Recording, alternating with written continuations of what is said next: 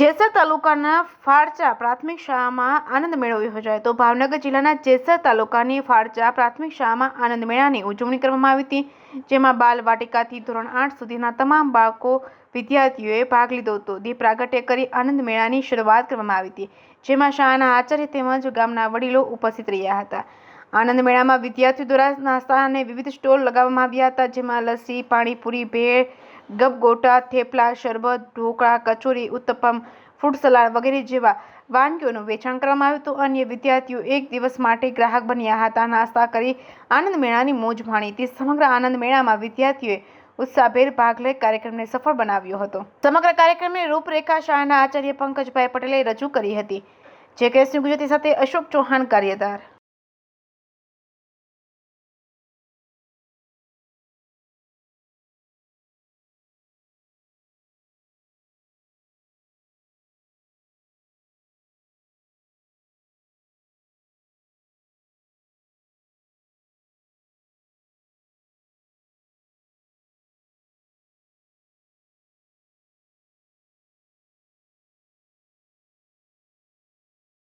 અમારી શાળાનું નામ શ્રી પટેલ પ્રાથમિક શાળા છે, તાલુકો જેસર, જિલ્લો ભાવનગર.